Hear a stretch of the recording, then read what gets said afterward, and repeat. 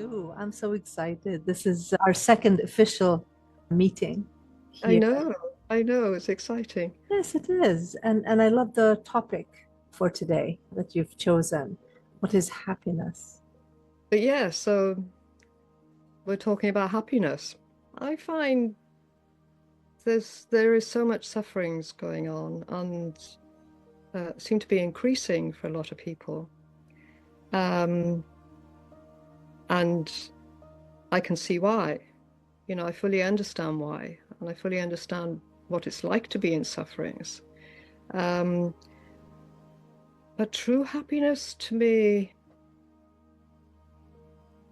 is a simplicity in the being of you. It is always there. It is always with you. And joy. It doesn't go anywhere, Mm. if we like to call it it.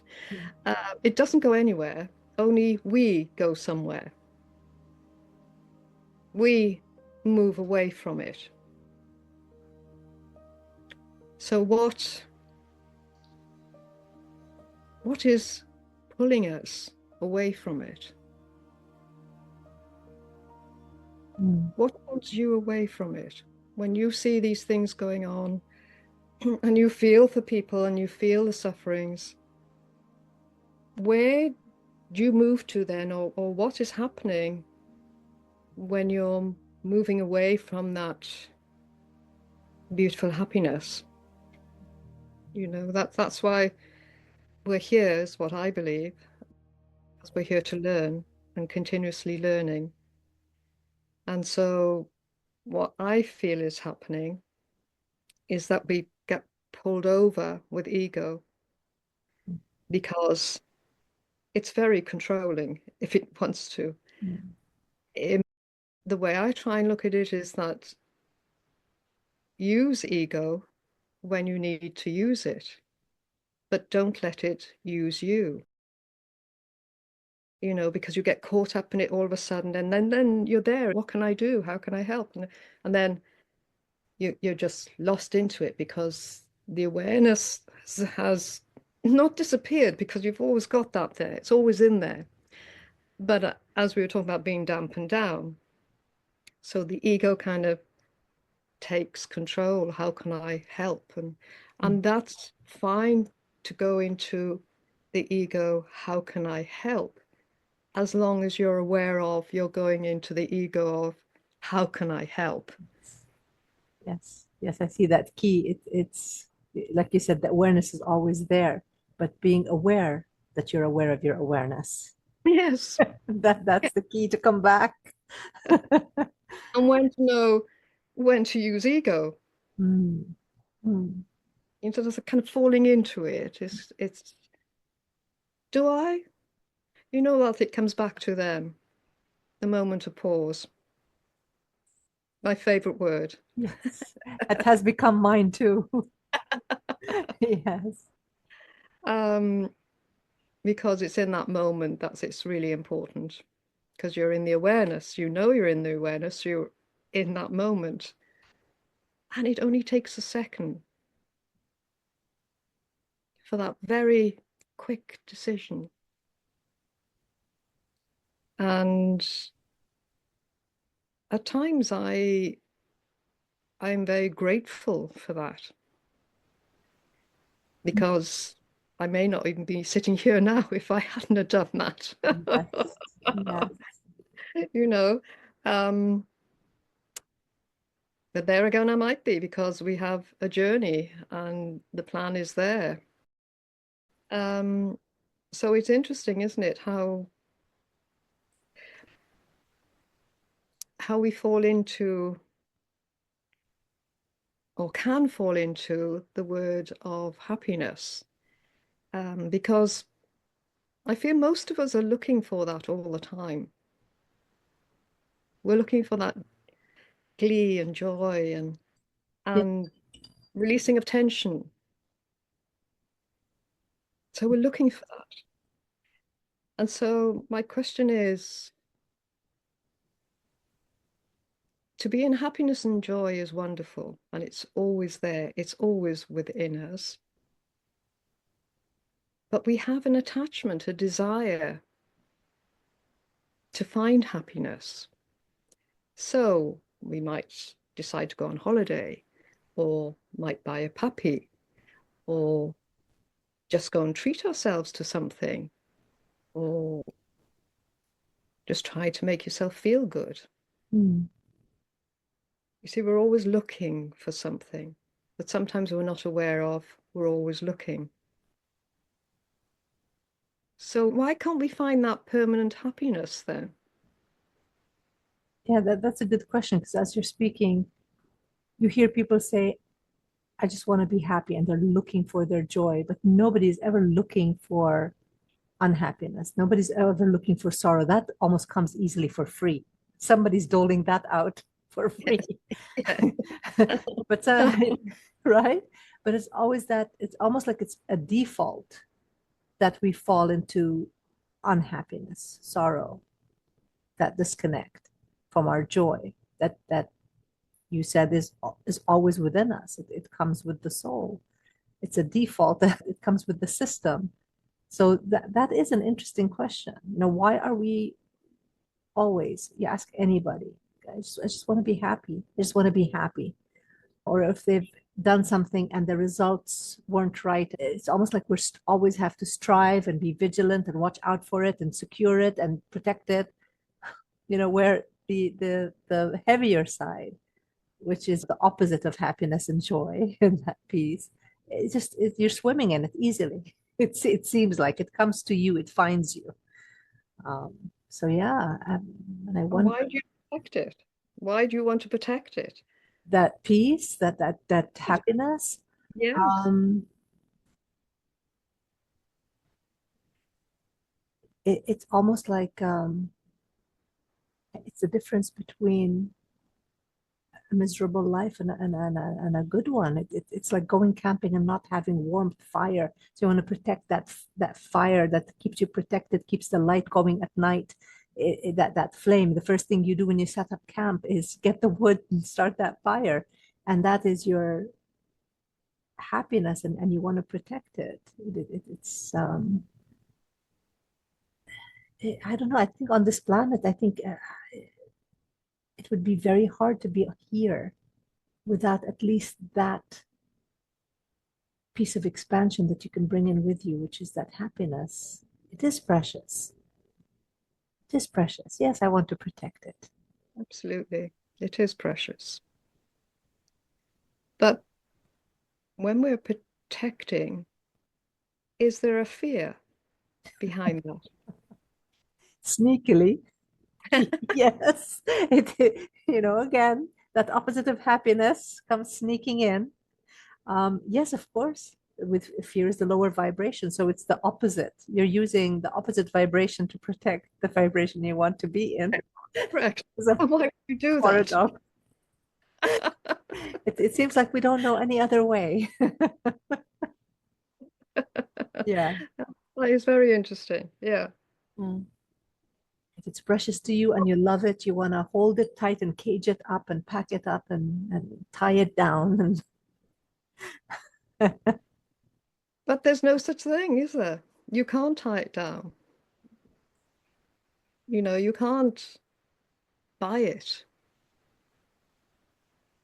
You've got to be it. So how do we do that?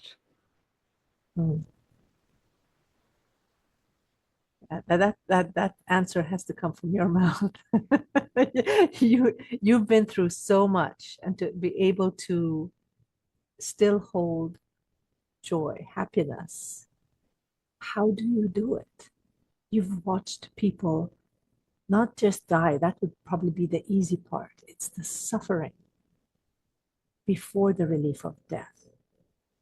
Yeah, I saw just a little instant, just kind of one thing I went through in India, because I think it's relevant Mm. that I was on the beach of Mumbai.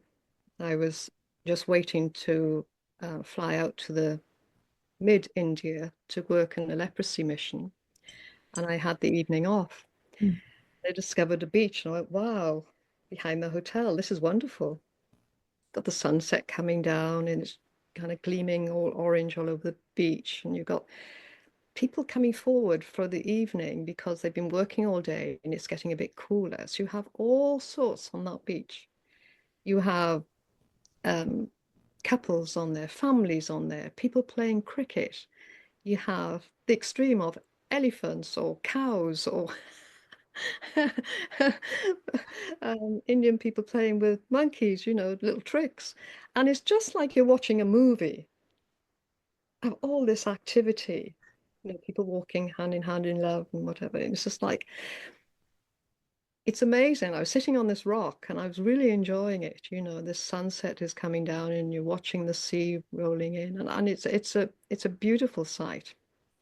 And a lady was sitting not far from me on a lower rock with a young child. She must have been about in her 30s, and the young child was about 7. Uh, Lovely little girl. And they were enjoying like a picnic, you know, of course, enjoying all the scenery and everything else that's going on. And I turned away and I was looking around, and then all of a sudden I heard all this screaming.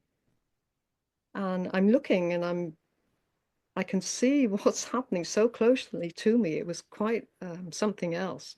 So a dog had come along. Now, dogs in India, many of them are starving.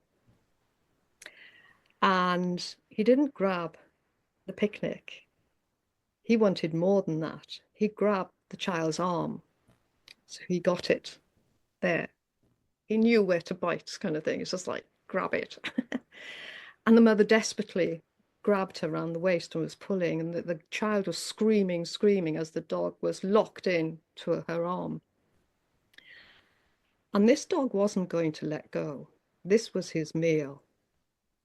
And other dogs were coming around too. One or two were coming kind of, yes, we could share that sort of thing.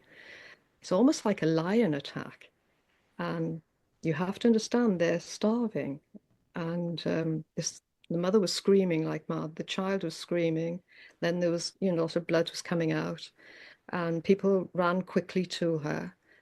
Women started screaming, and men started, "What do we do? What do we do?" And they started throwing whatever stones, rocks they could at the dog, forcing it down on the ground as much as they could. But he just kept coming back again. He would not let go of this elbow at all. He was like locked into that elbow, and he was well and truly going to have this.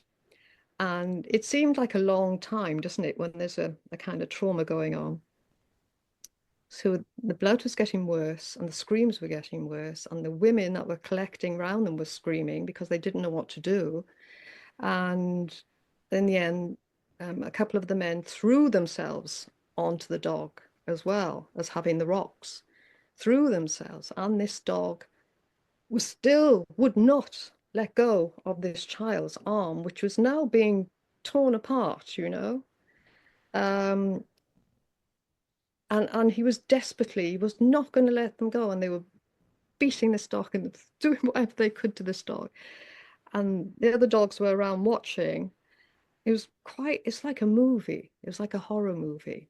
And the blood was getting worse, and the arm was now hanging, as if it's going to go. And you think, and in the end, there was seems like one large punch this dog was given, and there was a loud scream, yelp from it.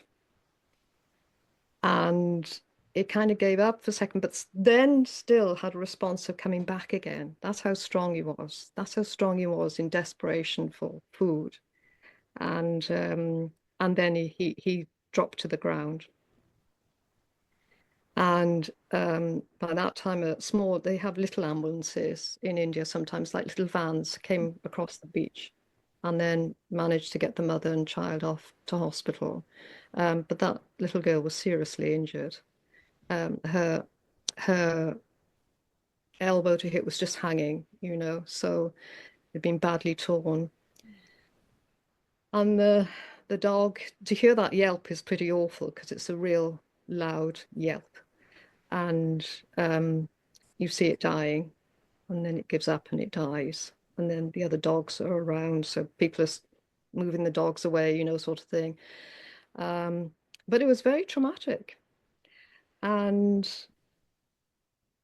you have to look at life on both sides. While you're watching this trauma, um, you're looking at it in like two worlds, because you have a situation where a young girl is going with her mum to have a picnic on the beach, lovely. And you look at the other one where the starving dog sees some food. It's neither good or bad when you look at a situation like that. It's a situation that happened because of the circumstances of where they were, both of them, three of them. And so there was empathy for the dog, and there was empathy for the child, and of course the mother, and everybody around that was going through their own trauma. Um, where is the happiness in that?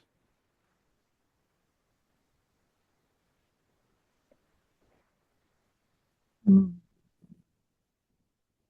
Excuse me. So where is that? And most people will say there is no happiness in that horrific scene. Yeah. Well, one, the happiness is, the child lived. Mm. It's a good thing. And the mum had still had a child. The sadness is the dog died. Um, but it's being able to look at life.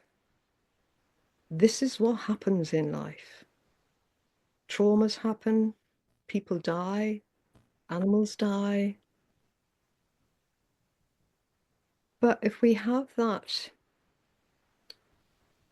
connection to the being inside, this is a drama we're acting out on through life. We're all going through an act on stage. We're all wearing different cloaks of different people.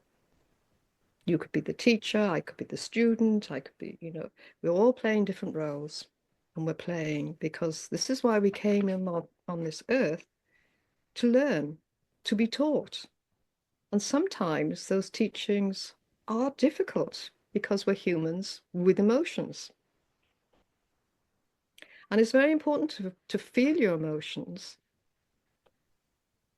but not get caught up in them. Once we get caught up in them, we go into the drama. Oh, it's terrible for me. It's doing this to me. Look where I am. I saw it, and then you bring it all into yourself. Whereas if you move it more outward, that looking at it you're looking at it with different eyes. This is the drama of life. And it doesn't mean you don't do anything. There are plenty enough people there to help. You have to think carefully with a dangerous dog that you don't kind of just jump in there because you might be tastier. That's being very selfish. But I mean, you have to kind of summarize very quickly in this moment, in the present time, what is the best thing to do? And it was difficult to watch because you can't do anything. But within those difficulties, you have to look at the simplicity of life, of why you are there. Mm. I was meant to see that. I was meant to see the suffering. So if you look at it in another way, not in the kind of egotistic human way. So that's why I've said it's important to work with the ego when you need to work with ego. Does that make sense? It does, and but it definitely requires that pause, that that bubble of space that you allow your human to realize where it is and what it's doing. It's it's in a way how I manage to navigate through life. Um, it's difficult to explain to other people sometimes, especially if, let's say, a client comes in who's just experienced a trauma, like the death of a loved one. Mm, Um, and you understand that you have to allow the client, you have to also allow your human, for example, in the same situation, to react, interact, feel those feelings, but then give it that pause to have it maybe express itself to you. And honestly, this is the only way I've found now to be able to navigate through difficult times is that I realize that my human is having an experience, but there's a part of me that is here to help my human. And it's that almost like you want to, like it's a bird's eye view. Like you take a few steps back and see, like you said, this is a stage. These stories play out not haphazardly. Mm. That you were there at that moment. You could have left, 20 minutes Okay. before. You could have come 20 minutes after, Mm. right? I could have And walked away. exactly, you could have kept walking on the beach. And this is I'm something not that, dealing with it. yeah, yeah, exactly. If it wasn't meant for you, but you got to see it. And there's this understanding, as difficult as it is for the human to accept maybe this, is that it's all good. It's all for your expansion.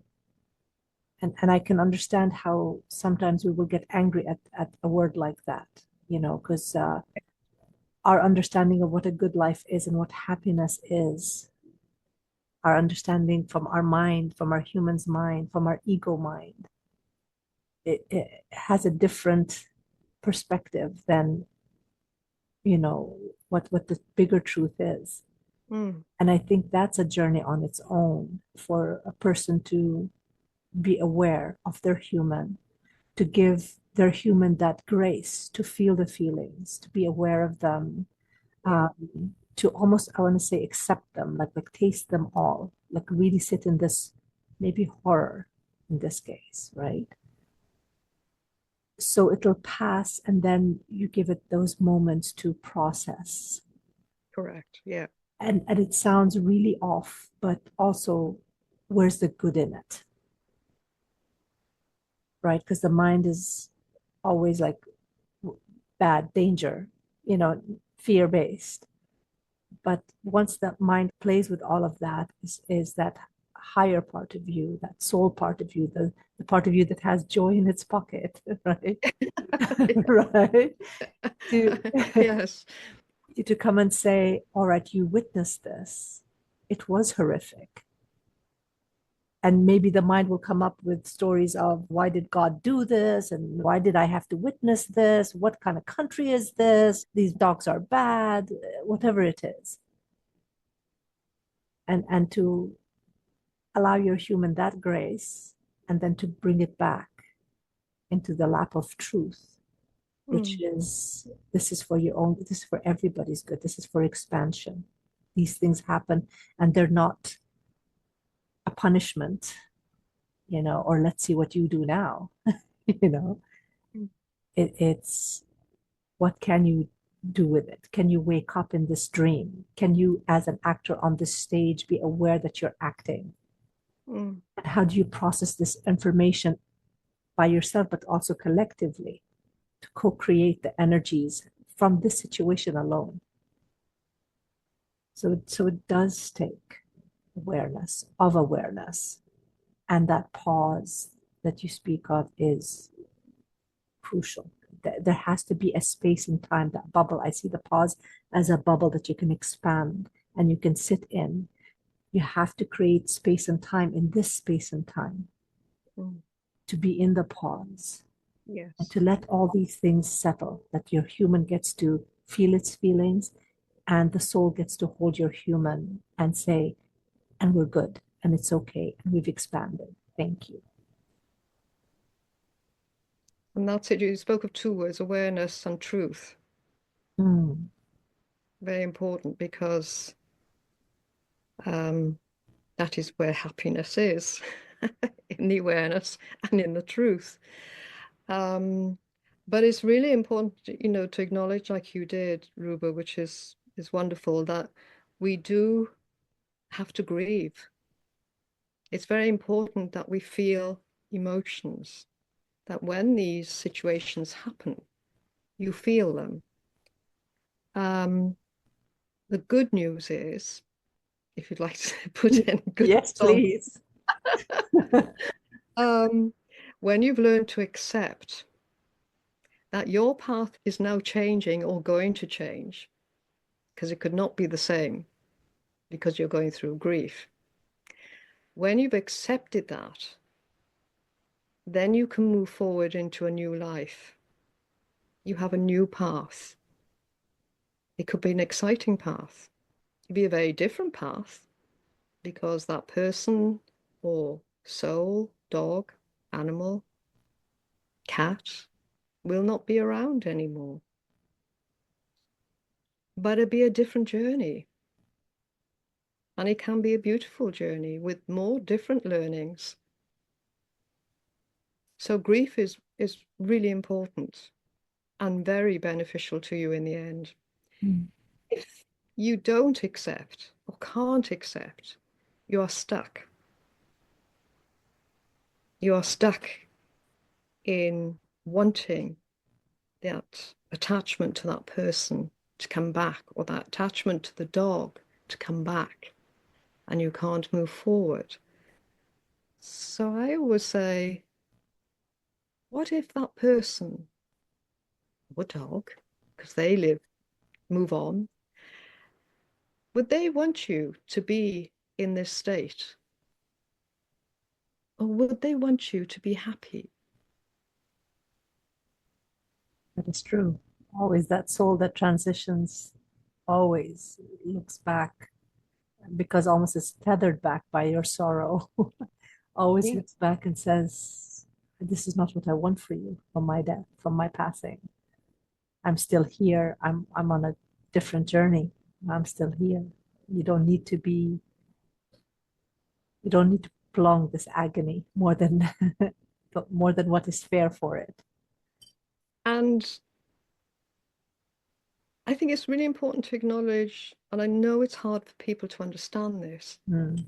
but we don't die.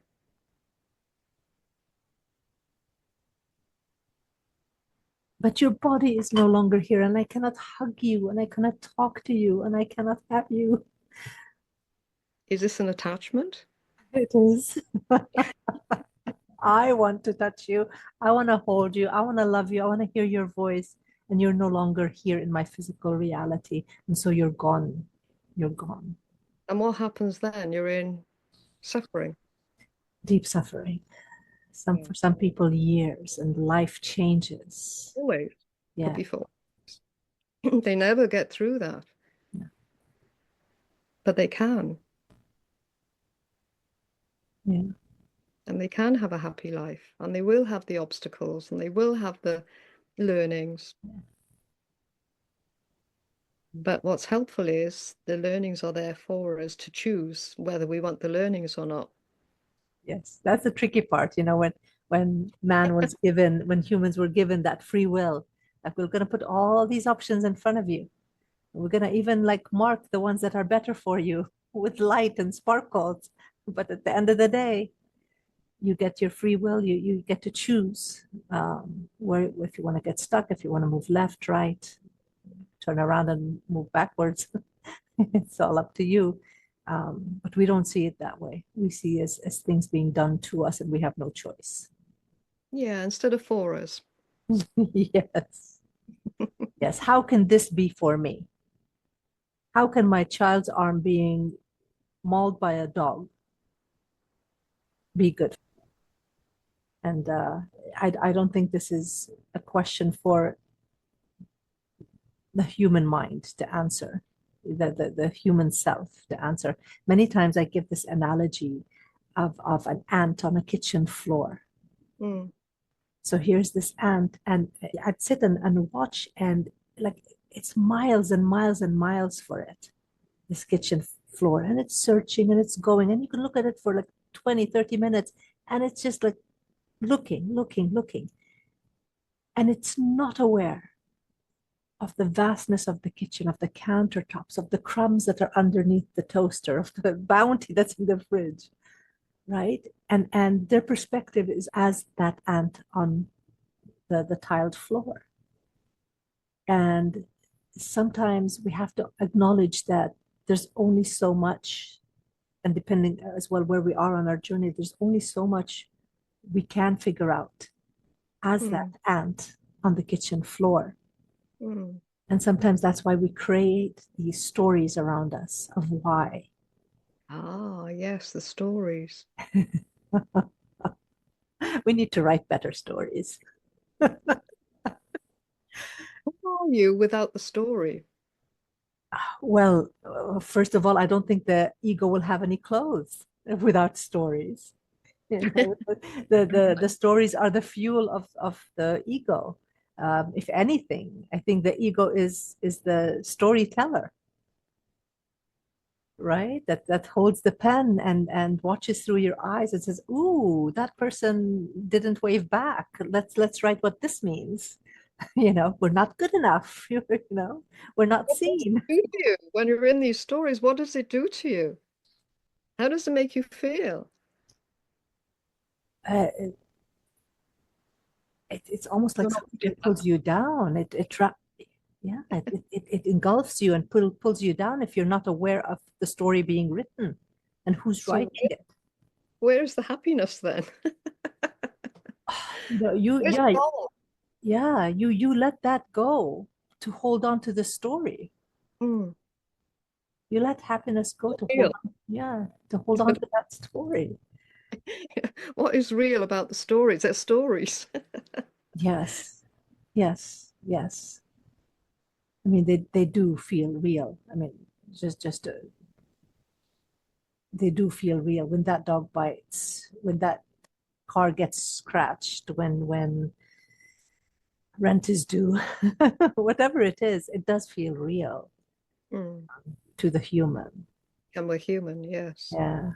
So there is that. It's not like, oh, now that I know, I can breeze through life. It's just please understand and know,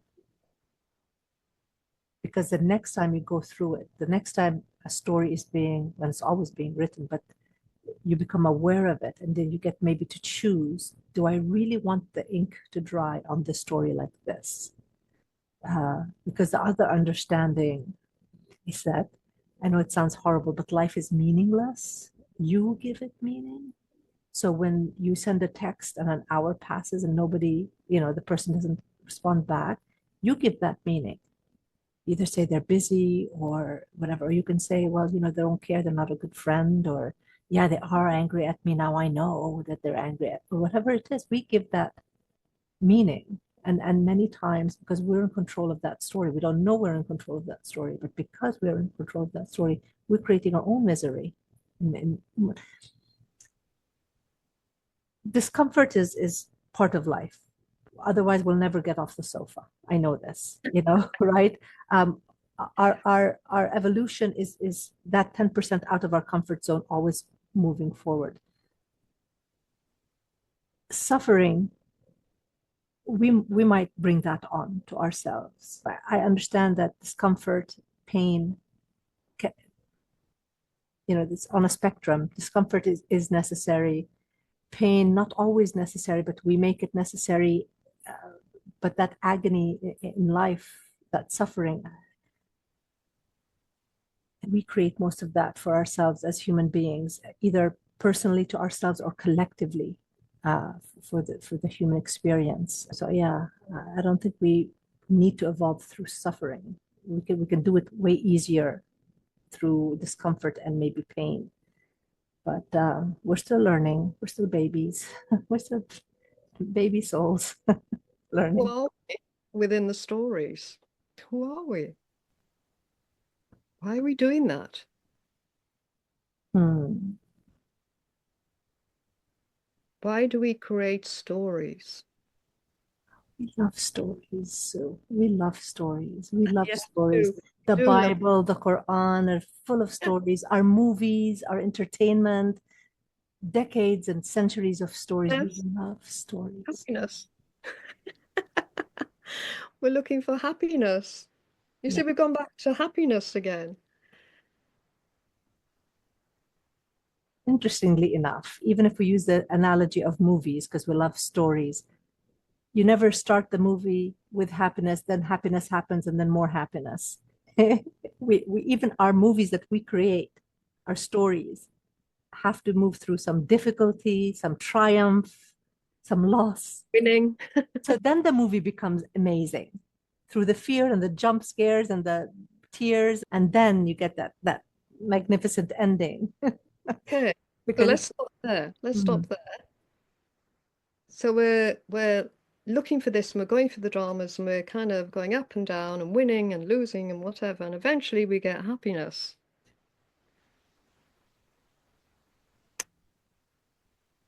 Isn't that what we're looking for, though, all the time? And why do we keep looking for it? There must be another way Mm.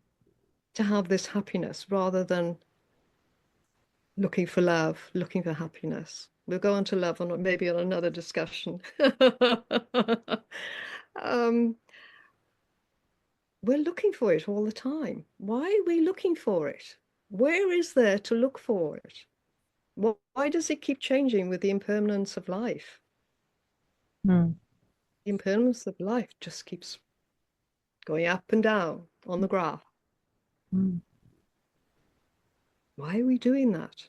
Are we looking in the wrong place? Could be. Again, I see that ant on the kitchen floor. Okay, the crumbs are this way, but you can't see them. You're still looking, you're still doing all that effort. It's in your pocket. I didn't even think to look there. I'm so bent on finding this thing.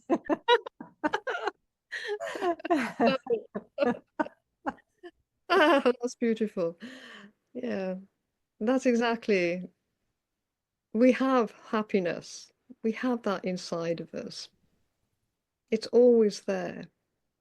It's part of consciousness. It's part of the awareness. It's it's who we all are, until we decided to come into a human body Mhm. and thought, yeah, I can do this. I can make it a much better job this time. And what happens? We fall down with ego. But we do need ego. We really do. It's great for planning. We use it when we need it, but not for our own selfish needs or to put other people down because we feel we're in fear. So it's having that awareness, and it always comes back to the awareness. Mhm. The mind isn't happy. It's always looking, That's its job. always busy. Mhm. Yeah, yeah, yeah. I don't think it's the mind's job to find happiness. I don't think the mind can find happiness by itself like that. It's fear-based. It's found deep within your being, Mhm. deep within of who you really are. So once you create that awareness, life is much easier, happier. And we know there's dramas, we know there's terrible things that happen in Mhm. life. To be able to understand, we don't want to be in there, but we have to be in there to learn who we are. And if we keep going into the ego, we keep going into being attached to the emotions. It's important to have emotions, but it's the attachment or aversions, having fear of them. And I think, especially nowadays, people seem to be protecting themselves a lot more in more fear, um, not being very nice to other people because they're in their own fear. So it's learning to have that awareness. Now, how do we learn to have awareness? Well, and I know that we meditate. Yes. And I feel it's the quickest way to feel and be in the awareness. Because if we look at the thoughts in meditation, we go into the peacefulness and it's not, it's difficult, but not difficult. So it's Mm. yin and yang. It's some someone might say, I can't sit there for 10, 15 minutes and just sit there and, what do I do with that? Mm. Just try 1 to 2 minutes a day. 1 to 2 minutes a day, being present with who you are. And then that can develop with meditation into the awareness, showing that when the thoughts come in from the mind, as many of them do and always will, there is a gap in between the thoughts. It might be a tiny little gap, which then eventually might become a bigger gap with practice. Mm. So, what is the gap? What is that gap? It's the awareness, consciousness, it's where we want to be. The consciousness is only, it's happiness. You're with the universe, you're in that blissful state. But we got all these thoughts cramming it Mm. like a chain. But once we start to have those gaps in between, we're learning about the awareness in the gaps. And if we have awareness, we have everything. So that's where the pause comes in. Because our ego will think of doing something and we pause just for a moment. It might be good, it might be bad. And we do need ego for fight or flight, but just for a moment, Mhm. very important moment. We're in the present time, in the awareness of in between thoughts. And wisdom will come in and you'll be told.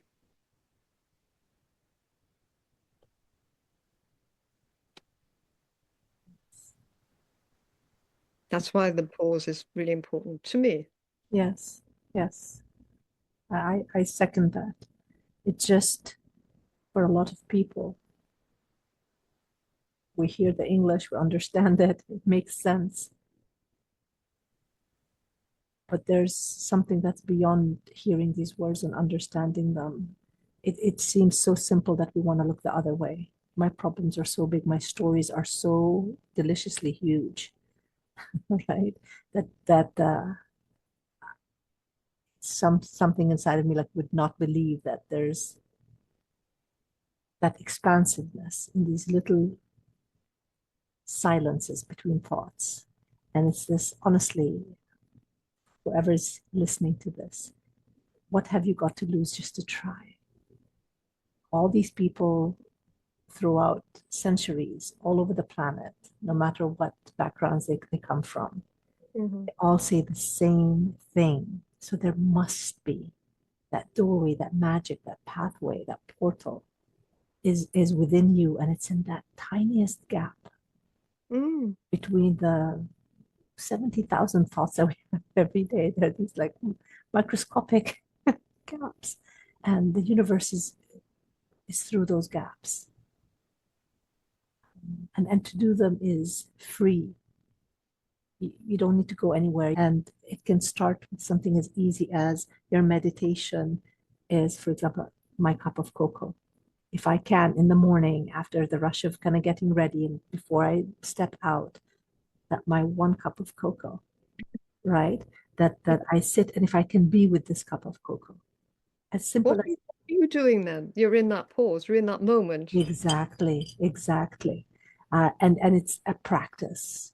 That, like you said, the more you do it, that gap opens up, even Opens up. opens up, and it becomes easier to step into it.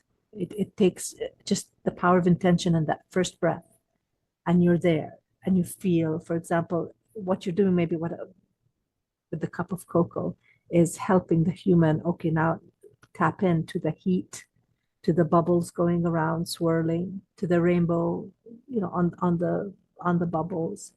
to the taste, the smell first, and the taste, and just being here. And you've now forgotten the email that's waiting to be written, and I don't know what that you. It just for that moment, the length of a cup of cocoa, basically, can be a pause and meditation. And since it's connected to something you do anyway, I think sometimes that's a nice, way to kind of enter. So Uh, what is that? What mm, is that moment? it, What it is moment is that? to me, I call it now the pause. I call it the pause. Uh, Mm. it And is what does that produce in you as an emotion? peace. It it it's Happiness. yeah. It's that peace. It's you drop everything Mm. else that you've carrying, and the ego, the mind, trying to carry all these marbles all at the same time and adding more to them. And for a moment, you say, okay, set everything down. All that noise, maybe that we referred to at the beginning of this talk, is you're turning everything is still going. You're turning down the volume knob on everything else, and what is left is you with the capital Y, and that What, you, yeah, yeah, is go that, on. What if you did that permanently? and become a walking meditation. That's what meditation is about, eventually walking, talking. Yes, being aware of everything, that being aware of the story being written as it's being written. So you can kind of say, like, to the ego, maybe we can change this sentence right here. It's not all awful. That in this rainy day, yes, I can't go on my picnic, but it all of nature was waiting for this rain. So that pause is it's a practice. It's like building a muscle, and eventually it's not as hard. It's not as difficult. The No. awareness, yeah, you're aware of your awareness, and your awareness is present as your Mm. human is humaning. And you feel happier. So what happens when two people laugh together so much they can't stop laughing? What is that all about? Where are you? That is the most present I think we can be. That's it. It's total joy and happiness. Yes, It's true. It's yeah, true joy and happiness. And you're in the present moment with that person who's also experiencing, and you're sharing that love. yeah, that is true. Need to go find somebody to laugh with. Yourself, Yes, laugh at yourself with yourself. at yourself. Yes, You yeah, know, that's all it is. It's it's simple but difficult. it But is. it's there. It is. It's there for us. It's there. It's accessible to all. It is Mm, free. You don't need permission. It is there for you. It comes with you. yes. Yeah. There we are. There we are. Oh, Sue, I love our chats. I love our chats. Yes. It's very dear. It's very wholesome. It is, and I do consider meditation, and I do feel a transformation, a leveling up. Going into these discussions and these moments and these pauses, and these stories, and like you said, many times we pull back something from the past and weigh it down here, Yeah. and we're good at doing it. But look at these stories that you can also pull from the past, but they're so light.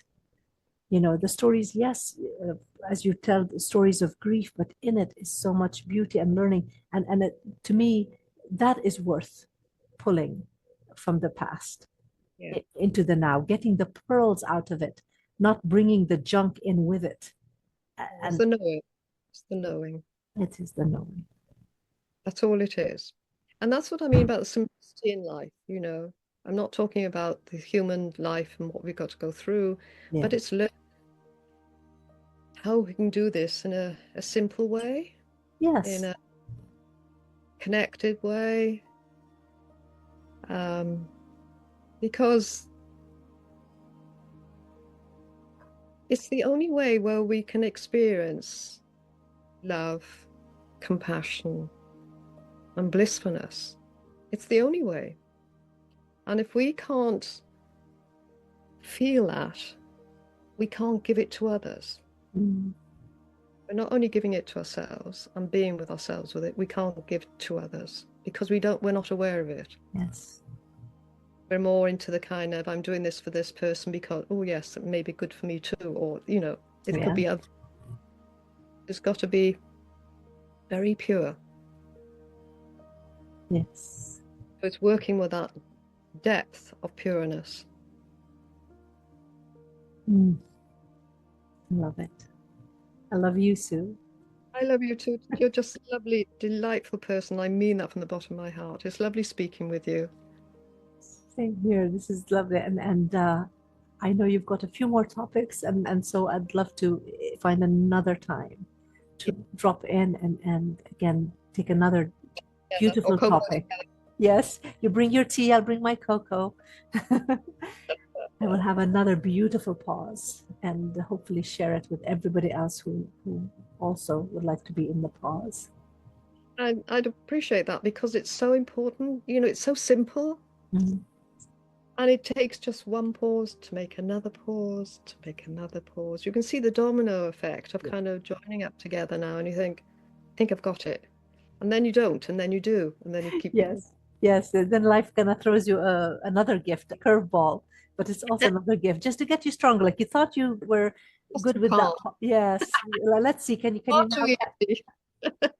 Yes, yes. We're only getting better and stronger if we allow that And to it's happen. easy watching sufferings. It's not easy. It's not just standing back and saying, oh, everything's okay. Because actually, everything is okay and perfect. It's happening perfectly on many levels.